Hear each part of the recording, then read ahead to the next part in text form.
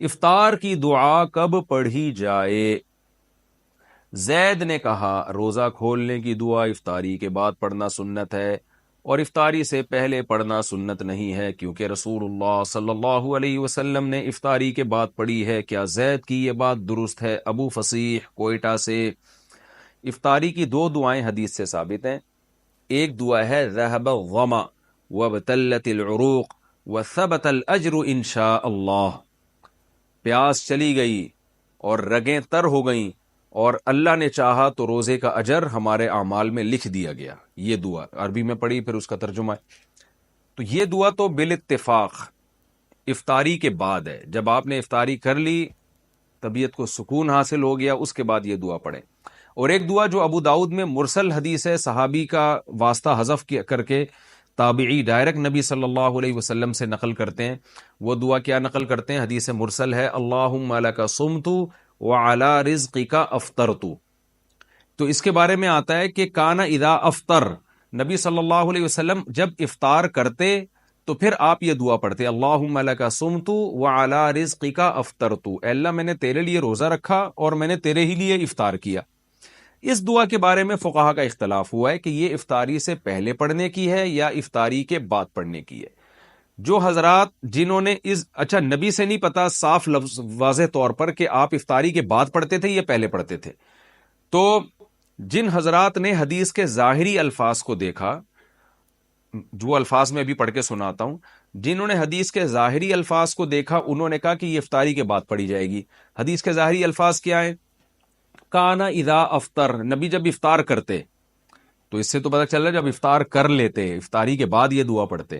اور دعا کے الفاظ بھی کیا ہیں؟ اللہم لک صمت، اے اللہ میں نے تیرے لیے روزہ رکھا، یعنی پاسٹ کی بات ہے، وعلی رزقک افطرت، اور تیرے رزق پر میں نے افطار کیا، تو اس کا مطلب کر چکا ہے نا، تبھی تو دعا پڑھ رہا ہے۔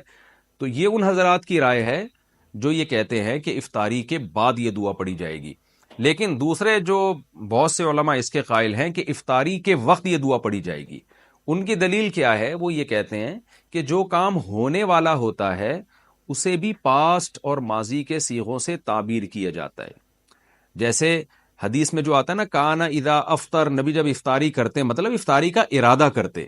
اس کی مثال ایسے جیسے قرآن میں آتا ہے، یا ایھا الذین آمنوا اذا قمتم الی الصلاۃ، اے ایمان والو جب تم نماز کے لیے کھڑے ہو جاؤ، فاغسلوا وجوہکم، اپنے چہروں کو دھو۔ تو کیا مطلب کھڑے ہو جاؤ پھر تھوڑی دھو، بلکہ جب تم کھڑے ہونے کا ارادہ کرو۔ تو جو کام ہونے والا ہوتا ہے اس کو بھی ماضی سے تعبیر کیا جاتا ہے۔ تو اذا افطر کا مطلب اذا اراد ان یفطر، نبی صلی اللہ علیہ وسلم جب افطار کرتے، یعنی جب افطار کا ارادہ کرتے، جب افطار کی نیت کرتے، اس وقت یہ دعا پڑھتے۔ اسی طرح یہ جو حدیث میں الفاظ ہیں کہ اس میں ماضی کے صیغے، اللہم لک صمت وعلی رزقک افطرت، اے اللہ میں نے تیرے لیے روزہ رکھا، تیرے رزق پر میں نے افطار کیا، تو یہاں بھی یہ علماء کہتے ہیں کہ افطار کیا کا مطلب کرنے والا ہوں۔ تو جو کام ہونے والا ہوتا ہے اس کو بھی ماضی کے صیغوں سے تعبیر کیا جاتا ہے۔ اس کی عربی زبان میں بہت مثالیں ملتی ہیں۔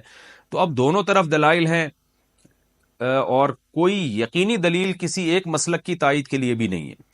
البتہ ہماری رائے میں یہ جو دوسرا موقف ہے یہ زیادہ دلیل کے لحاظ سے اس لیے افضل معلوم ہوتا ہے۔ دوسرا موقف کیا ہے کہ افطاری سے پہلے پڑھنی چاہیے یہ دعا، یعنی افطاری کے وقت، افطاری کا بالکل ٹائم ہو چکا ہے تو آپ کھجور کھانے سے پہلے، پانی پینے سے پہلے یہ دعا پڑھ لیں، اللہم لک صمت وعلی رزقک افطرت، یہ پڑھ کے آپ کھائیں۔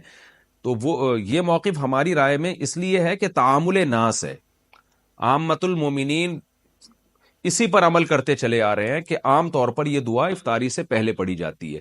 اور ویسے بھی دو دعائیں ہیں، تو ایک افطاری سے پہلے پڑھ لی جائے اور ایک افطاری کے بعد، کیونکہ افطاری کے بعد والی جو دعا ہے وہ تو متعین ہے، ذهب الظما وابتلت العروق وثبت الاجر انشاء اللہ تعالی۔ تو ہماری رائے میں یہ دوسرا موقف زیادہ بہتر معلوم ہوتا ہے، تعامل ناس، لوگوں کے عمل کی وجہ سے۔ شریعت میں جو ہے نا اتفاق، اتحاد، ما رآہ المؤمنون حسنا فهو عند اللہ حسن۔ عبداللہ بن مسعود کا قول ہے کہ جس چیز کو مسلمان اچھا سمجھتے ہوں اللہ کی نظر میں بھی وہ اچھی ہوتی ہے۔ تو 1.5 اینٹ کی الگ سے مسجد نہیں بنانی چاہیے، جب جس پر سب عمل کر رہے ہیں تو اسی پر عمل کی جائے، جبکہ اس پہ دلیل بھی قائم ہو۔ تو بہرحال دونوں طرف دلائل ہیں، کسی ایک موقف پر سختی کرنا، دوسرے کو برا بھلا کہنا، یہ درست نہیں ہے۔ اگر کوئی وہ والا موقف اختیار کرتا ہے کہ نہیں جی افطاری کے بعد ہی یہ دعا پڑھنی چاہیے، تو بھی ٹھیک ہے، تو بھی کوئی حرج نہیں ہے۔ تو کوئی حرج نہیں ہے اس میں. تو ہماری رائے یہ ہے کہ بہتر ہے کہ پہلے پڑھ لی جائے اور دوسری والی دعا افطاری کے بعد پڑھی جائے.